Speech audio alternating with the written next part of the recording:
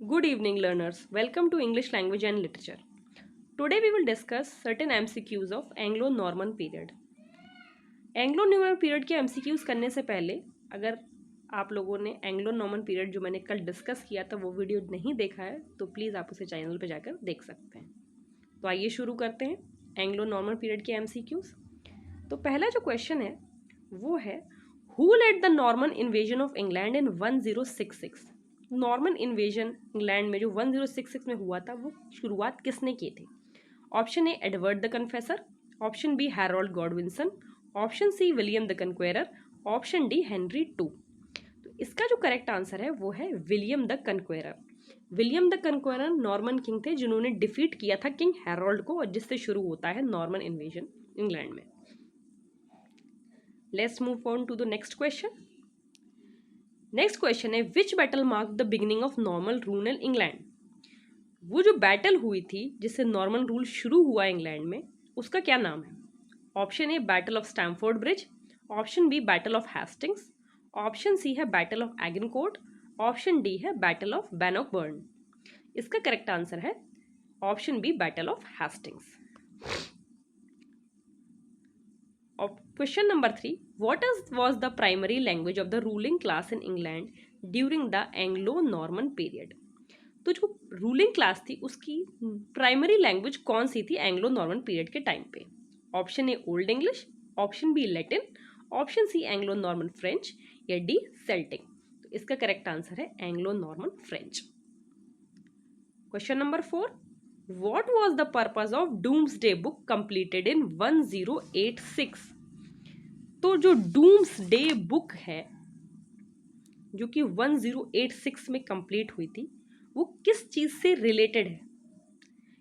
Option A record of William the conqueror's military victories, option B survey of land ownership and taxation, option C collection of medieval poetry या option D है book of Norman laws.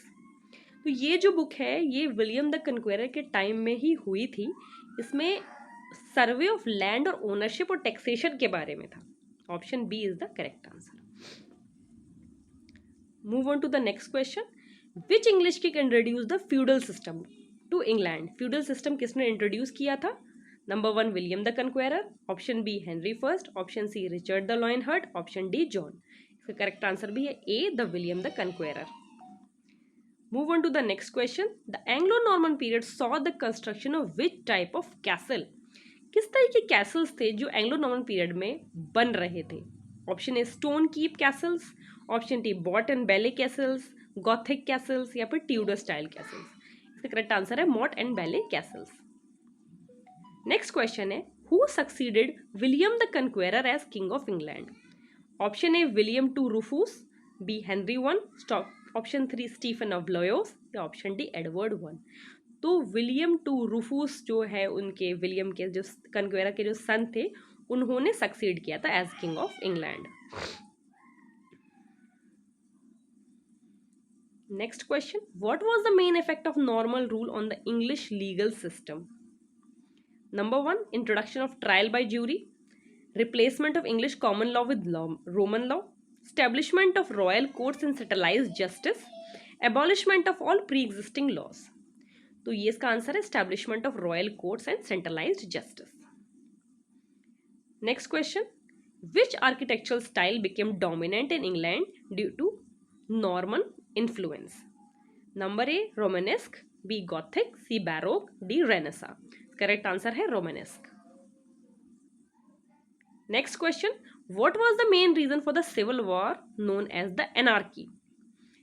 option A conflict between Anglo-Saxons and Normans, option 2 dispute over the throne between Stephen of Blois and Empress Matilda, option C Viking invasions, option D rebellion against the feudal system। तो anarchy जो है it was between 1135 to 1153। Actually ये एक dispute था जो ये दो grand children थे विलियम ऑफ नॉर्मेंडी जो हैं विलियम द कन्क्वेरर उनके स्टीफन ऑफ ब्लोयोस और एम्प्रेस मटिल्डा, इनके बीच में थ्रोन को लेके जो कन्फ्लिक्ट था ये है anarchy. Option B correct answer.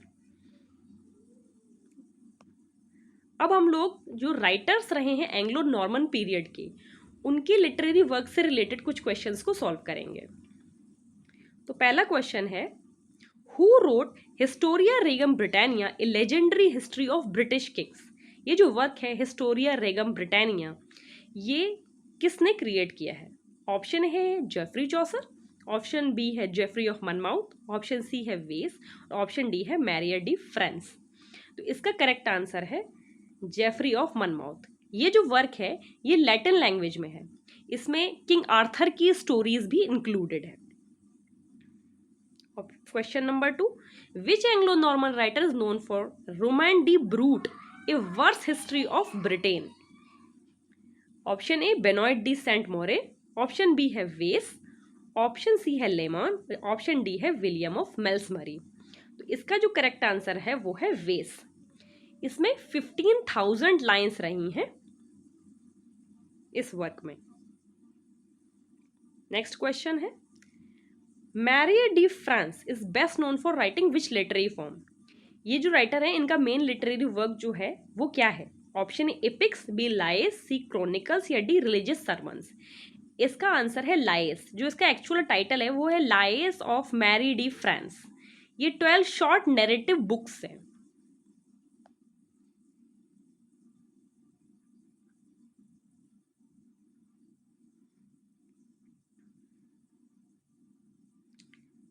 Question number 4. Which writer composed Roman de Troy, a romance based on the Trojan War? इसका ऑप्शन है Benoit de Sainte Maure, option B Orderic Vitalis, option C है Wace और option D है Layamon. तो Roman de Troie जो work है वो है बेनॉइट डी सेंट मोरे का। Next question, Layamon's Brut is an adaptation of which earlier writer's work? Brut एक वर्क है, लेमन जो राइटर है उनका, तो ये किसका अडेप्टेशन है? Option A Geoffrey of Monmouth, option B Mary de France, option C Wace और ऑप्शन डी है विलियम ऑफ मेल्समरी। तो इसका करेक्ट आंसर है Geoffrey Wace. Who wrote Gesta Regum Anglorum a historical account of English kings? Gesta Regum Anglorum जो है वो किसका work है? विलियम ऑफ मेल्समरी का, जेफरी ऑफ मनमाउथ का, ऑप्शन सी ऑड्रिक वाइटलिस का या ऑप्शन डी है वॉल्टर मैप का।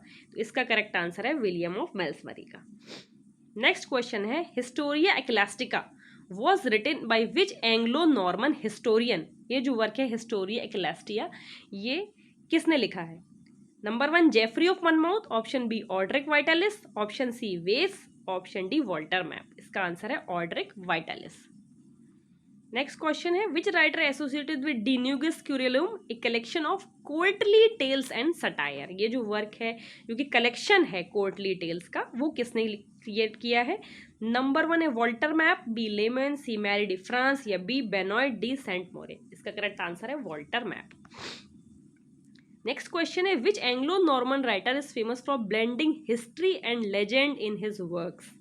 Option A Geoffrey of Monmouth, option B Orderic Vitalis, option C Marie de France और ऑप्शन डी वेस। इसका करेक्ट आंसर है ए Geoffrey of मनमाउथ।